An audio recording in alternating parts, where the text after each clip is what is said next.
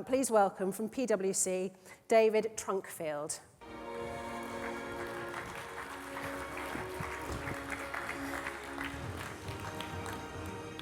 Thanks, Daisy. So I'm going to cover three areas in the overview. First of all, I'm just going to have a quick definition of what we mean by the sharing economy. Then I'm going to share our views of how big the sharing economy is now and how big it might get over the next 10 years. And then lastly, talk about what companies are doing in response to the sharing economy and some questions that you can ask yourselves as owners and operators of businesses. So starting off by what do we mean by the sharing economy? I've got the definition there from Sharing Economy UK, which is a trade association that lobbies on behalf of the sharing economy. It's a bit long and it's a bit dry. I find the photo is more helpful. A nice picture of a holiday snap on the beach. Everything you see in that photo, people could have got through the sharing economy. So not just the minivan, not just the surfboard, but even the clothes people are wearing, they can now rent those through a sharing economy platform. Another way of thinking about it is, what are the things that make a sharing economy business similar to each other? There's four main pillars we think about. One is these are digital platforms that connect excess capacity with demand. And a good example that Richard will talk about in a bit is around cars. So if you own a car, on average, that car sits unutilized for 23 hours a day. That is obviously a lot of excess capacity. It's also about people prioritizing access over ownership. Why do you need to own a car if you could be a member of a car club? The other thing is about, other areas are about trust. So we all trust these businesses. If you'd said to people 10 years ago you would rent out your home to strangers or rent out your car to strangers, people might have looked at you as if you were crazy. But that is something that we're all much more comfortable doing. We're all used to looking at peer reviews. That world has been something that the sharing economy businesses have really built their businesses on the back of. And lastly, and Mark was talking about brands, these are brands. So Airbnb, Uber, they're not just anonymous platforms. People have a strong emotional connection to them. So the sharing economy is already big. There are already 17 companies around the world that have been valued at over $1 billion. Uber's last funding round, I think, was $41 billion was the valuation of that company. A lot of those are in financial services, but there's a number in travel. So Uber and Airbnb you'll be familiar with. We've also got the equivalents in India and in China. The Uber equivalents are both worth over $1 billion. And as Daisy was saying, last year, Airbnb had 155 million guest stays. If you compare that to Hilton Worldwide, they had 127 million guest stays. So already Airbnb is bigger than the largest hotel chains in terms of the number of consumers that it's serving. When we were thinking about forecasting these economies, what we did is we took 10 different industries, 5 sharing economy industries and their equivalent traditional industries. And because there is a lot of technological disruption, we thought about plotting them on what's called an S-curve. An S-curve typically happens when, at the beginning of a new industry, companies are still very small, they're not making much revenues, they are often loss-making, cash negative, but then they begin to grow, they get an inflection point, you see network effects taking over, and then they grow really very fast indeed. So as an example of that, what you've got here is BlaBlaCar, which is a ride-sharing business in France, which is now international. You can see it was founded actually many years ago. It went along pretty slowly for a few years. And then more recently, with the growth of mobile technologies and with internationalization of that business, it's really growing exponentially. Airbnb's been growing about 100% a year for the last few years. You can see that S-curve really taking up. So what are we forecasting for these economies? So 2 years ago in 2013, these 5 sharing economies we thought were worth $15 billion globally. That's about 5% of the total pie compared to the traditional economy businesses like car rental businesses. If we project out 10 years to 2025, we think those sharing economy sectors will be worth the total 335 billion, and the traditional ones will also be worth 335. So those sharing economy sectors we expect will be growing about 30% a year each year for the next 10 years. and that's why they'll end up about the same size. So we do think it is an industry and a sector that will really grow very fast. But there are some headwinds and some things that, in making those forecasts, we've assumed will get addressed. First of all, regulation. We're all aware of a lot of the news around Uber or around Airbnb. That is something that these sharing economy platforms will need to engage with and deal with. Secondly, safety issues, bad news stories. There's already been some around the likes of Airbnb. That's clearly something that's important for them to continue to pay attention to. Taxation. At the moment, some of them, or some of the businesses or owners that use these platforms don't necessarily pay the same tax as hoteliers. We think governments will come and look for them to pay more tax. And then one of the interesting ones there is around what we don't know yet. Uber was founded 6 years ago. So we don't know what might be found in 6 years, and that might disrupt some of these technology platforms. But we do expect all of these challenges to be overcome, and that's why our forecasts are as large as they are. So what can businesses do to respond to the sharing economy? We've defined 3 strategies that we see companies adopting. Firstly, protect, which is really about lobbying aggressively, trying to shut these businesses down. You've seen some of the hotel industries in some cities do that. Secondly, prepare, so engage with these businesses. Think about how your business needs to evolve. You'll see the quote there is from the BMW mission statement. It used to be about selling cars. Now it's about providing mobility services. They're not talking about selling cars as their mission statement anymore. And lastly, pivot. So shift your organization to embrace these sharing economy platforms, either organically or through making an acquisition. And Avis bought Zipcar 2 years ago. That's clearly an example of a traditional car rental business looking to get into the sharing economy space. So it's my last slide. Just put up 5 questions to ask yourselves about your businesses in terms of how you might respond with, engage with, or even benefit from the sharing economy. Thank you very much.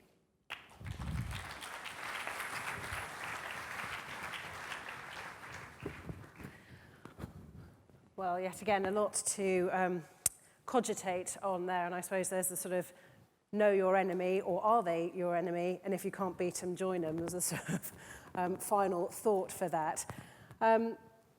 So many interesting things there. I mean, the fact that in David's presentation, he was predicting a 50% market share within the next 10 years or so. Absolutely extraordinary predictions there, and something that I think it will take many of us some time to get our heads around, which is why this session, I think, is so valuable. Now, our next speaker represents the new era of hospitality that we've just been talking about. Here to tell us more, please welcome Hugo Jenkins. Hugo is Global Head of Sales for One Fine Stay.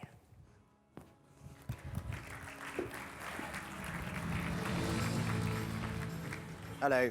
Apologies, I'm going to have to hide behind the lectern. I decided to put my prompt on an iPad, which it turns out is not a good use of this technology. First off, thanks so much to ABTA for having me today. It's a real privilege to be here. Thanks also to David for that great introductory presentation on the wider peer-to-peer market. I certainly learned a lot, and I kind of work in it, so that's very good to hear. As Daisy said, my name is Hugo Jenkins, head of global sales for One Fine Stay. I've been with the business since very early on in various sales and marketing positions. Most recently, for the last 2 years, I've been in charge of building out our global B2B partnerships. So I'm going to start by introducing One Fine Stay quickly, and then I'm going to speak a bit about you guys, the trade. We certainly don't see ourselves as the enemy, Daisy, and I'll explain why. And then I'm going to finish on why, from personal experience, I have a lot of faith in the peer-to-peer market growing as David has predicted and becoming very large from some personal experiences I've had. So about One Fine Stay quickly. We've been around for about 5 years. We take beautiful homes in big cities owned by real people. When those people aren't in those homes, we rent them out to paying guests. And we then service those stays with all sorts of services akin to being in a nice hotel. We've grown to around 800 employees now, managing over or nearly 2,500 properties globally. So what are those services? Before each guest arrives, we do a full deep clean of the whole property, and the same again at the other end of the stay. We also carry out maid services during the stay like a hotel. We make all the beds up with hotel-grade linens, smart towels and toiletries in the bathrooms. Meet and greet every guest on arrival, show them around, show them how everything works. At that point, we give them an iPhone for their stay, which has a few different purposes. It has free calls and data. We also have our own app we've developed, of course, which has a full guide to the local area given to us by the homeowner. And then finally, and perhaps most importantly, on the iPhone, there's a button that the guest can press anytime, day or night, that links through to us. And we have a 24-hour help desk. So anything the guest wants or needs, we're always on the end of the phone. We're also very picky about the homes we sign up. We typically take around 1 in 10 properties that apply to list on our site. It's all different shapes and sizes, from one beds up to very large grand townhouses. But the key thing is each one is checked for quality, style, location, comfort, the amenities. In fact, each home is visited on average 3 or 4 times before it makes it on the site, and is taken through a rigorous process, which includes hosts signing up to a full health and safety assessment of their home, which covers fire safety, electrical safety, gas safety, plus also general property safety. We also provide a full bespoke insurance policy for every single stay. So it's a combination of getting to stay in a really beautiful home in a city centre location in London, Paris, New York, Los Angeles at the moment, but a few more to come. But with all the comfort, professionalisation and standardisation of the service that we layer on top. So I actually stayed for the first time as a guest last summer in Paris, and I was staying in a very chic little 2-bed just south of Montmartre, owned by a very successful French fashion photographer. And I was staying in his lovely flat, and I knew on the iPhone where his favorite patisserie was, where he got his croissants in the morning. I knew where his favorite brasserie was for a pression in the afternoon, and even his favorite after-hours jazz clubs where he takes dates on a Friday night. And after 3 days of staying there, I genuinely felt like I was a very chic French fashion photographer. The only disappointing bit was at the end of the stay when I had to come back to my far less glamorous life in London. But that's the kind of magic of what we offer. It's that personalized, bespoke travel where you get a little slice of someone else's life. So on to you guys, the trade. If I take you back quickly to the early days of the business, we were a bit of a one-trick pony when it came to acquiring new customers. We basically just spent loads and loads of money on Google. So that was for you, Rory. And don't worry, we still do. But what we realized is that Google search terms can be very expensive, particularly in travel. And also there's lots of people nowadays who still don't book their travel via a Google search. So about 2 years ago, we started experimenting in diversifying and looking at other marketing channels to market. And one of those was to start exploring partnerships with the travel trade. Back then, it was under 1% of our revenue. 2 years later, it's one of our largest marketing channels. And we would like it to get much, much bigger. So we've made some big bets as a business on working with the trade in terms of processes, tools, systems, the people that we employ. And we really do feel like a high engagement from the trade is crucial to our long-term success as a business. One thing I've learned, certainly over the last 2 years working with the trade, is how much their clients trust their advisors and their agents. And for us, as a new product category that can be a little bit scary, it's all very novel, that third-party independent endorsement from their trusted advisor is crucial for us. On the flip side, what's very useful for us is that agents can filter their clients for the type of customer who's going to really enjoy what we offer. We aren't all people for all things, all types of trip. We find that lots of our customers will come stay with us for a longer family stay, and then they'll come back for 2 days business and they'll stay in their favorite hotel. We don't see ourselves as competing necessarily with hotels, but actually as a complementary product for certain times and circumstances. What we offer agents is dedicated support, commission, of course, and also a reliable and accountable supplier to recommend to clients in this fast-growing space. So final bit, I'm actually just going to leave it now, flipping between pictures. So if you're getting bored of what I'm saying, feel free to just glaze over and look at pretty houses. In terms of the market and the wider market, I've been lucky enough over the last year or two to mentor some really early stage companies through their first defining their product and getting their first investments. What's been amazing is how many of those companies coming through, which you probably haven't heard of yet, are in this space, in the peer-to-peer or collaborative consumption space, from a reliable marketplace to book live bands for your wedding or private party, to on-demand home food delivery from local chefs. It's amazing to see how quickly this industry is diversifying. I have a lot of faith in it and continue to grow, as I said at the start of this presentation. It's because fundamentally this is a trust economy. And from my many experiences of many guests staying in many homes, people have been fundamentally trustworthy. I'll end on a story. There's one thing that happens quite regularly. Our meet and greeters go to the home. They show the person around. The final step just before they leave is they hand over the iPhone to the guest. And that's the point where the guests become incredulous. They're like, you're handing me this iPhone. You don't want me to sign anything? You sure you trust me with this iPhone? And lo and behold, in their other hand, they're clutching the keys to a £4 million flat. And that's the funny thing, like, screw the iPhone, just look after the house. And by and large, they do. They feel like a guest in someone's home, and therefore they act as such.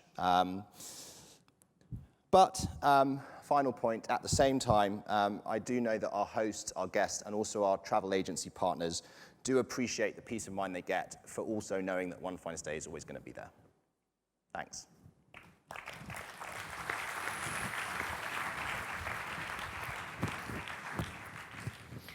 Well, I certainly enjoyed looking at some of that property porn as it was flipping through and working out, seeing how much they go for. And of course, it's what we all have been doing. We're going, well, my goodness, some of those houses are £1,200 a night. That's a lot. But then when you realise they've got 5 bedrooms, actually, that's pretty competitive. It is a fascinating case study, and we're very grateful. And I'll be talking to all our chaps a little bit more in depth in a few moments. We're going to come on to our next speaker now. We already heard from our opening remarks that Avis are getting into this area. This is another car story. EasyCar runs a traditional car rental brokerage, but it's also entered this peer-to-peer sharing economy rental market. To tell us why and how and what the benefits are, please welcome CEO of EasyCar, Richard Lawton.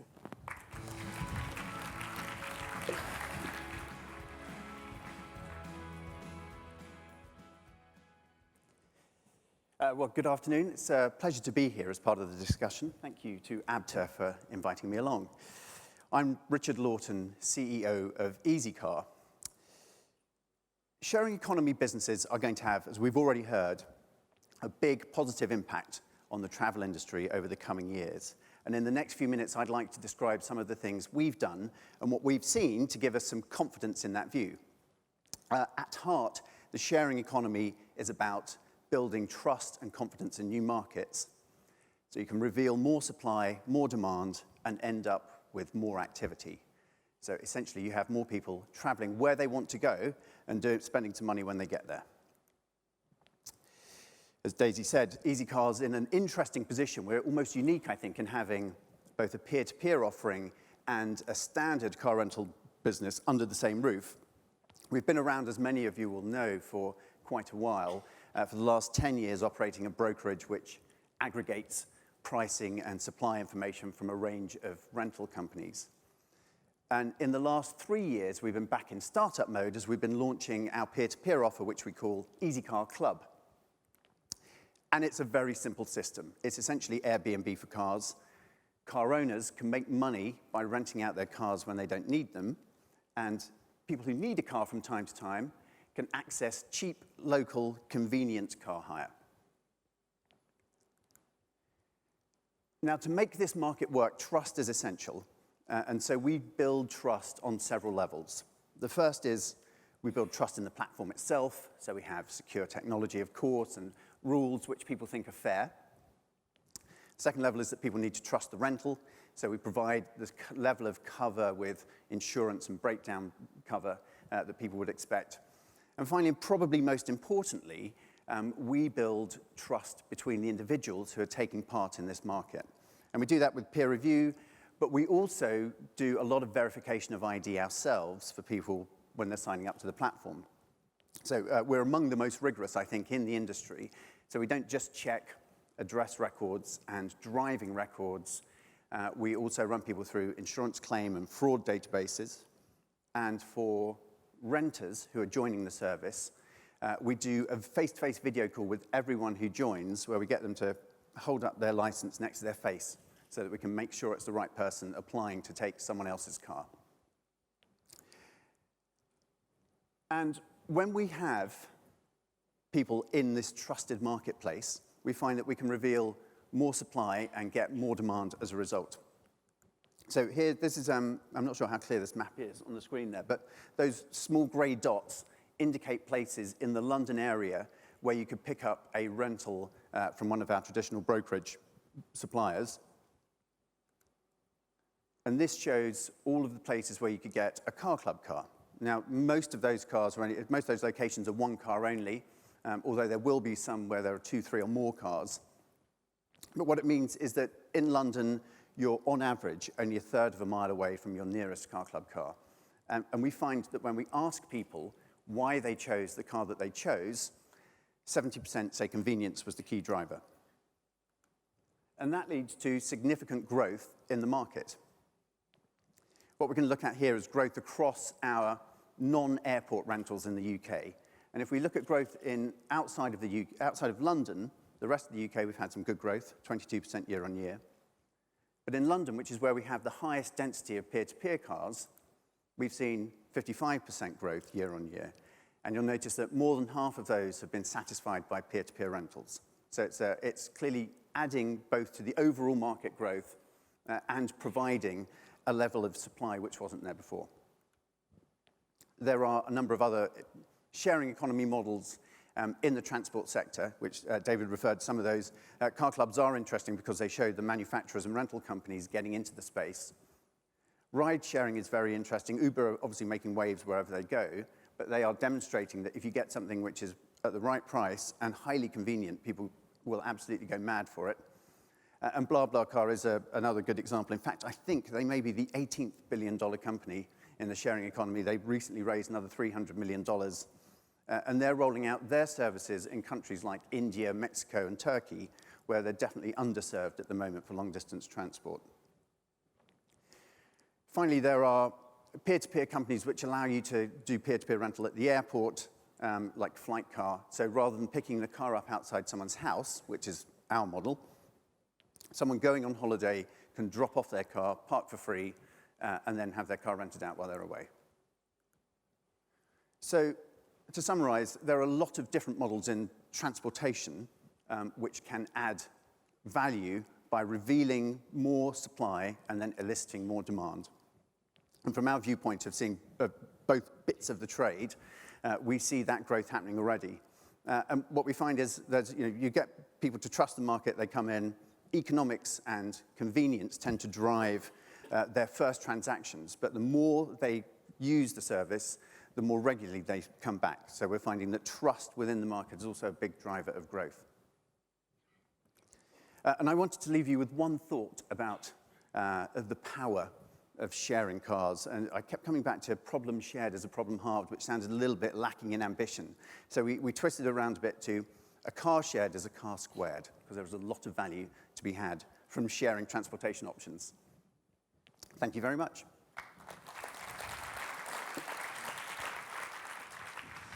Well, gentlemen, if I can invite the two of you to come and join us on the stage. We've just got literally a couple of minutes to sort of chat over some of these issues.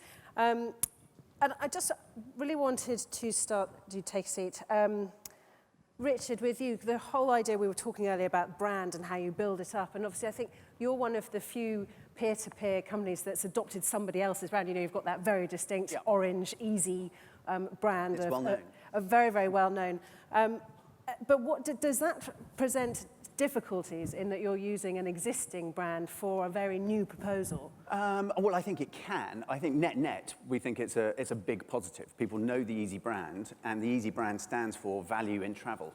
And not only that, it's actually been a disruptor which has grown a market substantially in the past. So I think Easy fits very well with what we're trying to achieve in the But do you think the consumer understands that it's a very different proposal to a traditional proposal? We make it pretty clear when people can go to our brokerage and see both standard rental cars alongside Joe's Clio around the corner. But it's pretty clear to them that those are different propositions. There's bound to be some confusion at the edges, but I think overall, it is preferable for us to have both specifically the Easy brand, but also a brand which is recognized, which gives some level of trust in the underlying platform of the market, if you like, and makes people believe that we will have done the appropriate checks to confirm that people who are taking part in the market are who they say they are. Hugo, I wanted to talk to you because obviously, as you were keen to spell out, One Fine Stay is different to a lot of your competitors because you do work hand in glove with agents and ABTA members, whereas others don't. Can I just ask you a bit more about that relationship and whether you would advise others to do as you have done? Well, I'd rather they didn't because it'll become more competitive with us, I suppose. I guess it's a big marketplace with lots of different types of player.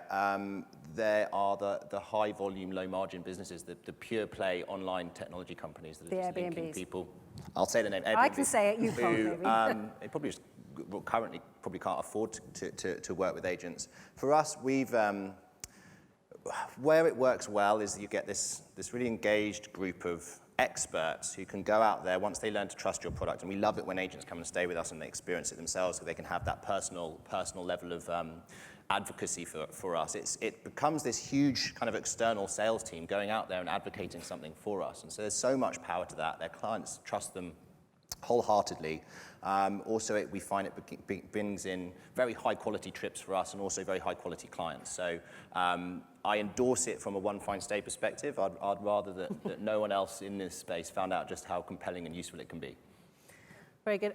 Obviously, a lot of people within this industry and just reading their newspapers, one of the things that keeps being brought up, as you brought up in your presentation, is the alleged risk associated, an unregulated, a new market that perhaps hasn't had the experience, doesn't have the greybeards to know where things could go wrong. I mean, I've been on the Airbnb website many times, and I'm always quite shocked when I look on a certain property and it says, this property does not have certain things like, the carbon monoxide testing or so on. And you think, well, why would anybody book there just because it says, it says. So do you think things will change in that regulatory health and safety area?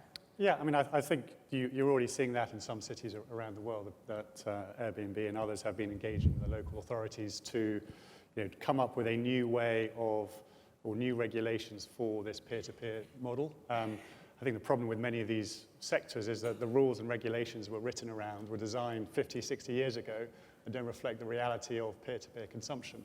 And a good example of how rules and regulations change over time is a business called StubHub, which many of you might have used, which is a peer-to-peer ticket reselling business, which when it was founded in the US 15 years ago, many of the US states, so over 20 US states had rules that prohibited resale of concert tickets and other tickets. They're known as anti-scalping laws. In theory, StubHub couldn't exist if those rules didn't change, but if you look at the business now, all those states now permit StubHub and similar models to operate. So I think we will see an evolution of regulation to accommodate these new models because consumers want to use these models.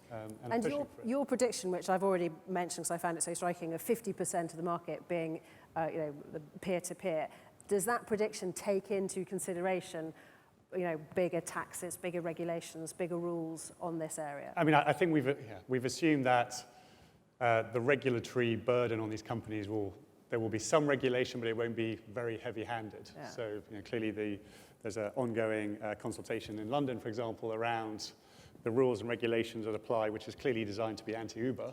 If those rules are maintained, then you'd expect the Uber market in London to be smaller than it might otherwise be. So we've assumed that there is some regulation, but not onerous regulation. I'm going to ask the three of you, just to finish off, one final question, which is, if you could name one thing that you think is the worst thing about peer-to-peer, either you working in it that you find the most challenging, or the one thing that you'd like to change, the biggest problem that you see, what would it be? So I guess it would be just consumer awareness for us at the moment. We want as many people as possible to understand both the power of peer-to-peer markets and also the situations in which they wouldn't necessarily be the most appropriate to fulfill your need. But more on the just consumer awareness that this is actually out there. It's serving a lot of people in a way that they enjoy at the moment, and so it's worth getting involved. Sorry to jump in front of Hugo. David, has there been a famous flop of this market, a sort of famous failure? I'm sure there have been plenty of failures. I'm not sure there's been any famous ones. Because I think that the nature of these businesses is there are network effects. So when you get to scale, and Richard was talking about convenience, the reason Uber is so successful is that if you can always get a taxi to your wherever you are within 3 minutes, you're more likely to use it. Yeah. And therefore, you're more likely to get drivers, and therefore, you're more likely as a consumer to use it. So you generally see a relatively small number of companies win out, but there are plenty of companies, and Hugo was talking about all the startups that he's mentoring. I'm sure there are thousands, if not tens of thousands of startups all around the world that are in this space, but I think you'll see in each segment of the industry, you'll see a few that will win and get to scale. Hugo, finally, the biggest... Something that's tough, okay. The politician would call it a challenge, I would call it a problem. Yeah, well, many of the professionals here will be aware of having one set of demanding clients. As a business like ours, we sit between two sets. We have our hosts, the homeowners, and we have the guests who come and stay with us. And there's a business sitting between two sets of customers who sometimes their views and desires and wants and the things they shout about are intention. You end up playing the parent and kind of arbitrating between the two, and that's quite tough sometimes. Something I don't envy on you. Right, we are going to break for lunch in a moment. I've just got a couple of things to tell you about before, but first let's show our appreciation for this panel. Thank you.